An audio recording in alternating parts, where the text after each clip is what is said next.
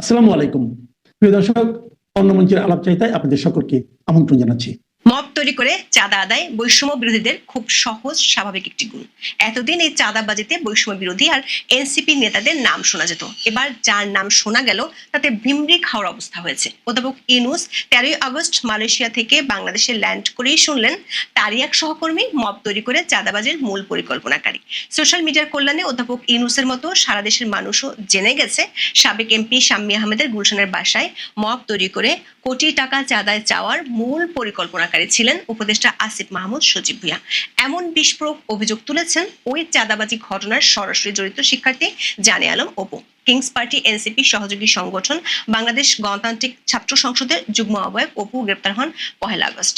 তার আগে পুরো ঘটনার বিবরণ দিয়ে ভিডিও বার্তা দিয়েছিলেন, সেটি ভাইরাল হয়েছে সোশ্যাল মিডিয়ায়। দায়িত্ব নেওয়ার শুরু থেকে নানা বিতর্কে সপরিবারে জড়িয়ে পড়া আসিফ মাহমুদের বিরুদ্ধে এবার মব তৈরি করে চাঁদাবাজির অভিযোগও প্রকাশ্যে এলো। প্রশ্ন হলো, নিজের নিয়োগকর্তাকে কি এবার অধ্যাপক ইউনূস নিজেই ছাঁটাই করবেন? দেশে বিদেশে বহু কিছুর তদন্তকারী দুদক কি এখনো জেগে জেগে ঘুমাবে, নাকি এসব গোয়েন্দা সংস্থাগুলো কারসাজি বলে স্বভাবসুলভ ভঙ্গিতে হজম করে ফেলবে?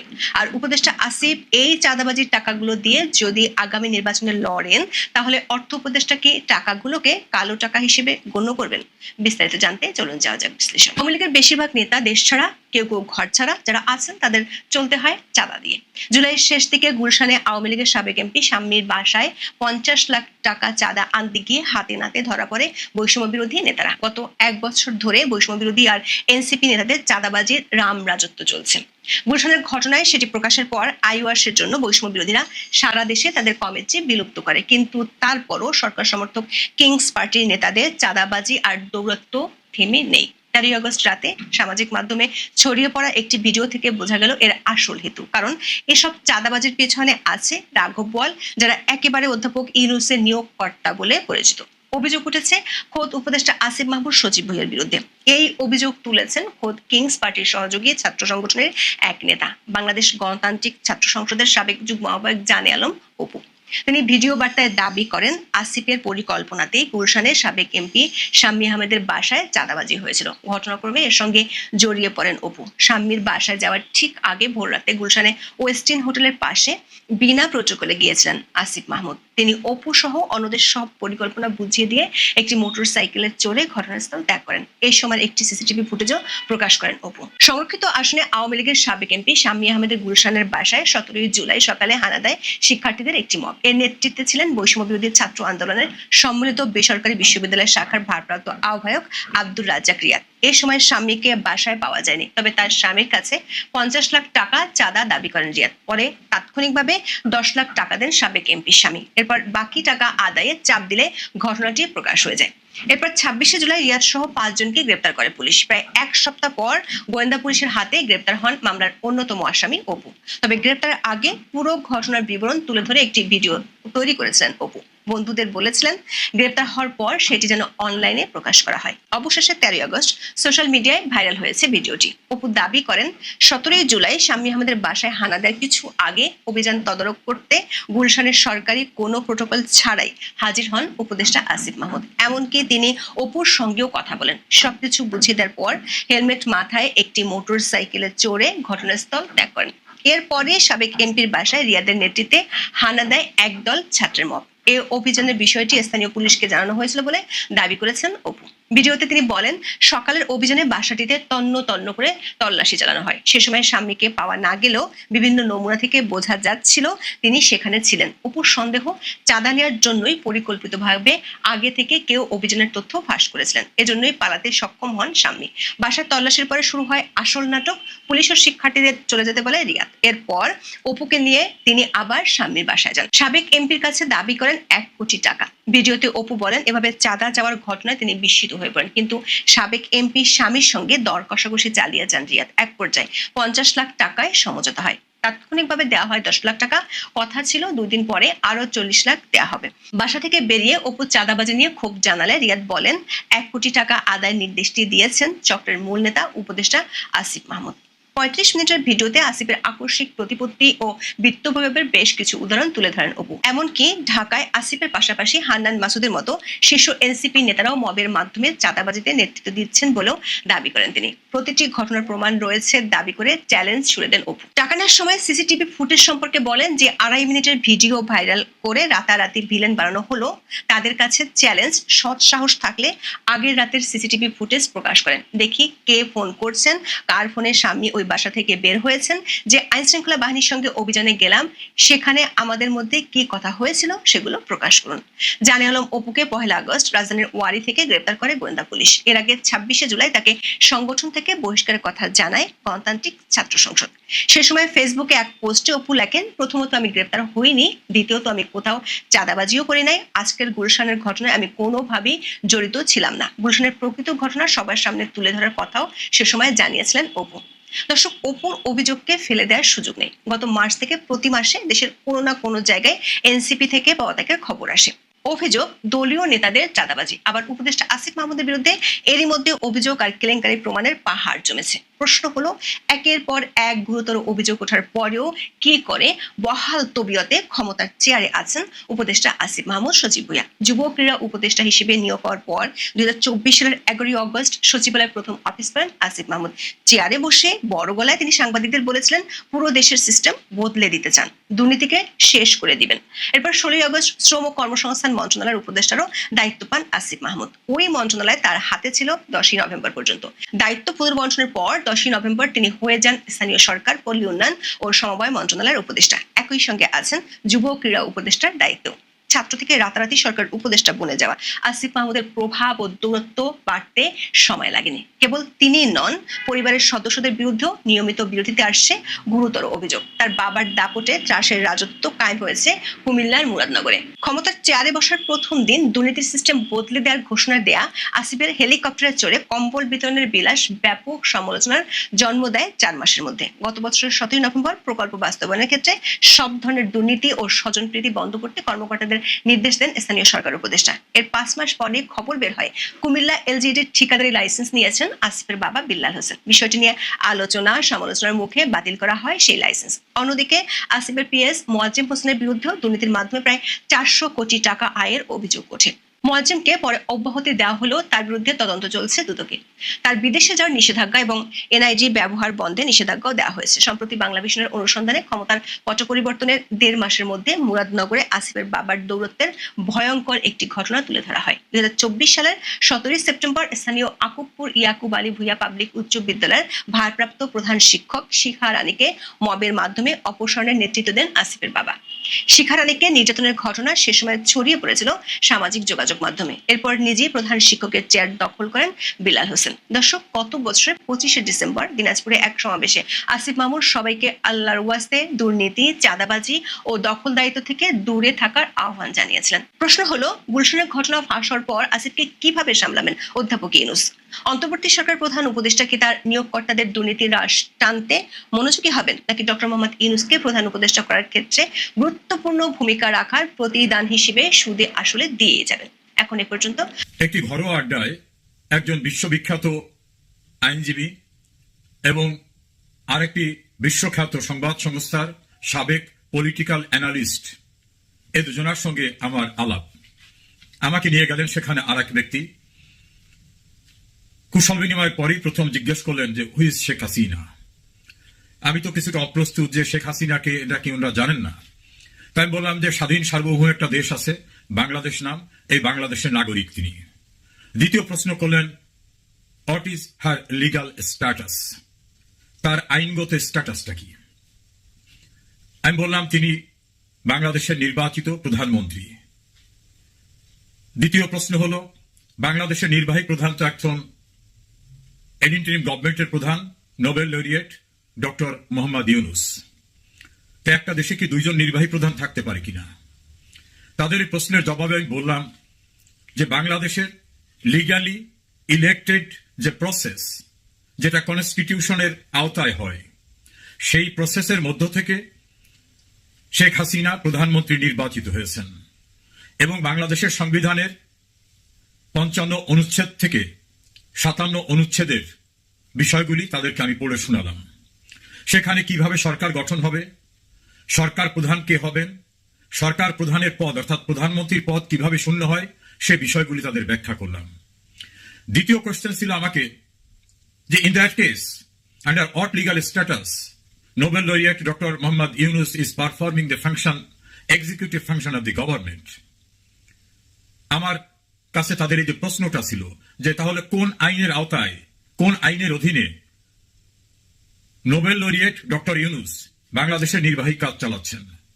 আমি বললাম এটা সম্পূর্ণরূপে আইনের পরিপন্থী। আমি দ্বিতীয়বার আবার বাংলাদেশের সংবিধানের প্রথম থেকে কয়েকটি গুরুত্বপূর্ণ অনুচ্ছেদ পড়ে শুনিয়ে বললাম যে supreme law of the land, that is the supreme law of Bangladesh is its constitution. বাংলাদেশের সর্বোচ্চ আইনটা হচ্ছে এর সংবিধান, এবং সেই সংবিধানের আইনের 7 অনুচ্ছেদে মানুষের ক্ষমতার কথা বলা হয়েছে। 7-এর 2 অনুচ্ছেদে এই সংবিধানের পরিপন্থী কোনো আইন করা যাবে না, কোনো ব্যবস্থা করা যাবে না সেটা বলা হয়েছে। যদি করা হয় তাহলে সেটা যতটুকু সংবিধানের সঙ্গে সাংঘর্ষিক ততটুকু বেআইনি হিসাবে গণ্য হবে, এবং যদি এরকম কাজ কেউ করে তাহলে সংবিধানের 7-এর এ অনুচ্ছেদ অনুযায়ী তার কৃতকর্মকে রাষ্ট্রদ্রোহিতা হিসাবে গণ্য করা হবে এবং সেটা ফৌজদারি অপরাধ হিসাবে গণ্য হবে। ওনাদের প্রশ্ন ছিল তাহলে শেখ হাসিনা কেন বাংলাদেশে না? আমি বললাম যে একটা মবের কারণে তাকে দেশ ছাড়তে বাধ্য করেছে তার নিরাপত্তার দায়িত্বে যারা ছিল। ওনাদের একটি প্রশ্ন ছিল যে ওনারা শুনেছেন যে শেখ হাসিনা পালিয়ে গেছে।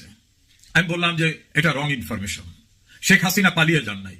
যদি কেউ পালান তাহলে প্রধানমন্ত্রীর নিরাপত্তার দায়িত্বে থাকা বিশেষ যে বাহিনী এসএসএফ, স্পেশাল সিকিউরিটি ফোর্স, কখনো কখনো একটা পার্টে কাজ করে প্রেসিডেন্ট গার্ড রেজিমেন্টের একটা অংশ, তারা মিলে ওনাকে যথাযথ সেলুট দিয়ে সম্মান দিয়ে সশস্ত্র বাহিনীর বিমানে করে তাকে বাইরে নিয়ে যাবে কেন?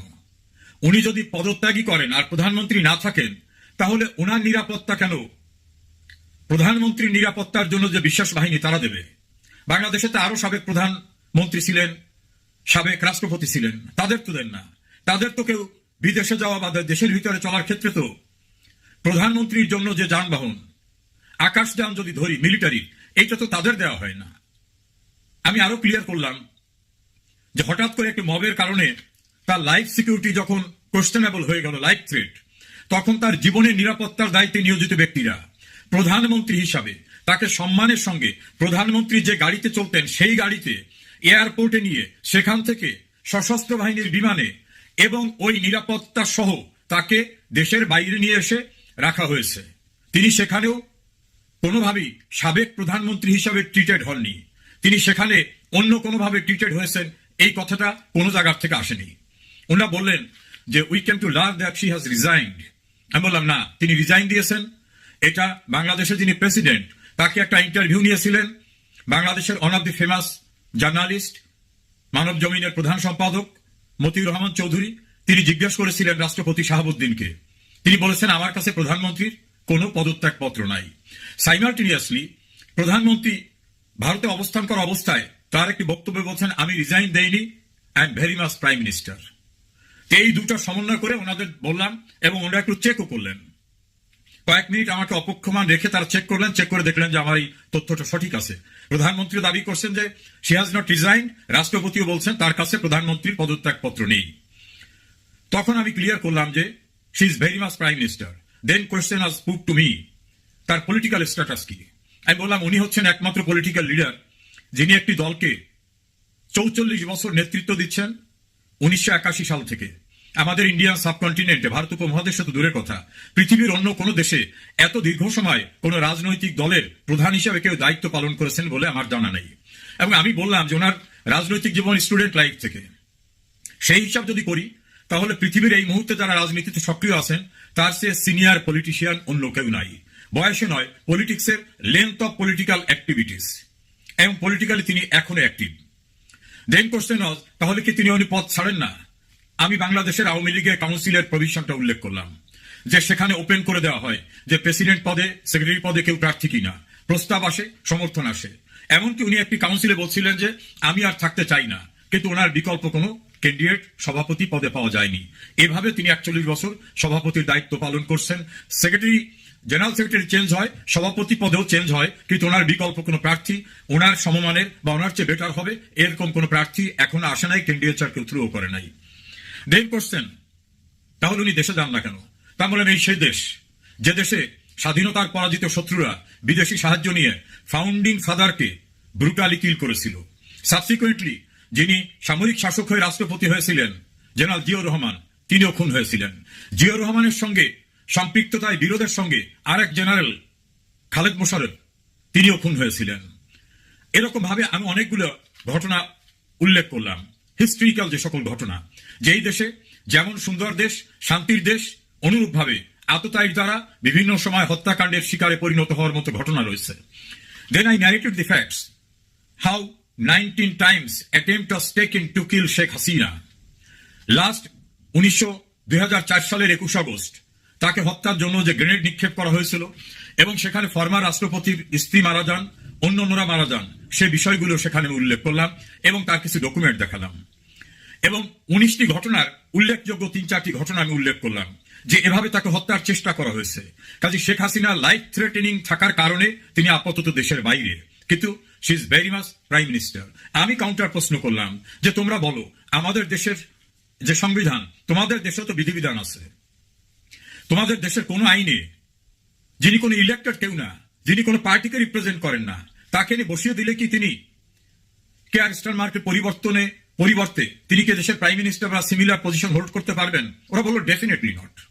তাহলে বাংলাদেশের সংবিধানে তত্ত্বাবধায়ক সরকার ব্যবস্থা একসময় ছিল, সুপ্রিম কোর্ট বলেছে এটা very much inconsistent with the fundamental structure of constitution, supreme court সেটাকে বাতিল করেছে। ফলে বাংলাদেশে এখন তত্ত্বাবধায়ক বা অন্তর্বর্তীকালীন সরকার বলতে কোনো বিধান নাই এবং প্রধান উপদেষ্টা নামে কোনো উপদেষ্টাও নাই। সেই সাংবাদিক প্রশ্ন করলেন, ইফ হি ইজ অ্যাডভাইজার, তিনি কাকে অ্যাডভাইস করেন, কোন গভর্নমেন্টকে অ্যাডভাইস করেন? আমি বললাম এটা আমি জানি না। ওই অ্যাডভাইজারকে বাংলাদেশের আরেকটি জনপ্রিয় দৈনিক ডেইলি নিউজের এডিটর নুরুল কবির প্রশ্ন করেছিলেন যে আপনি তো প্রধান উপদেষ্টা, আপনি উপদেশ দেন কাকে? উনি জবাবে বলছেন তো ভেবে দেখিনি। তোমরা দুজনই তখন হেসে দিলেন, সেই আইনজীবী ব্যারিস্টার সাহেব এবং সাংবাদিক। আমি আবার সেটার লিঙ্কটা বের করে শোনালাম ওনাদেরকে। তাহলে ওনারা বললেন গভর্নমেন্ট চলছে কিভাবে? আমি বললাম সম্পূর্ণরূপে ইলিগালি চলছে। এর কনসিকুয়েন্স কি? আমি কনসিকুয়েন্স ডেমোক্রেটিক কোনো গভর্নমেন্ট আসলে সে সময় তারা ডিসাইড করবে, ও তারা যদি এটাকে বৈধতা দিয়ে দেয়। আমি বৈধতা দেওয়া যায় কতটুকু? Which are not contradictory with the provisions of constitution. সংবিধানের সঙ্গে যেটা সাংঘর্ষিক সেটুকুকে বৈধতা দেওয়ার কোনো সুযোগ নেই। এই প্রসঙ্গে আমি বঙ্গবন্ধু হত্যাকাণ্ডের যে বৈধতা দেওয়া হয়েছিল, জিয়াউর রহমান ক্ষমতা আরোহণ করেছিলেন, চাকরিজীবী অবস্থায় তিনি প্রেসিডেন্ট হয়েছিলেন, সেটাকে বৈধতা দিয়ে পার্লামেন্টের নিরঙ্কুশ সংখ্যাগরিষ্ঠতা দিয়ে সংবিধানের যে সংশোধনী আনা হয়েছিল, ৫ম সংশোধনী, সেটা উল্লেখ করলাম। তার ফলাফল চূড়ান্তভাবে সুপ্রিম কোর্ট কি বলল সেটাকে বললাম এবং আমি সেই লিঙ্কটা দেখালাম। তখন তারা বললেন যে তাহলে ইউনুস কি বেসলেস, নো লিগাল বেসিস? আমি বলি ইউনুসের কোনো লিগাল বেসিস নাই। আর আমাদের যে সংবিধান, এই সংবিধানটা এখনো বলবৎ আছে। এই সংবিধানের বিকল্প কোনো আইন তৈরি হয়নি। বিকল্প যদি আইন না থাকে তাহলে এটাই সর্বোচ্চ আইন এবং এই আইনের বাইরে গিয়ে অন্য কিছু ক্লেম করার কোনো সুযোগ নেই। তারা অবাক হয়ে আমার কথা শুনলেন এবং in support of my claim আমি তথ্যপাত্র তাদের কাছে দিলাম। চূড়ান্তভাবে আমি বললাম তোমরা কি লিগালি এখন বুঝতে পেরেছো যে Sheikh Hasina is very much prime minister of the people's republic of Bangladesh.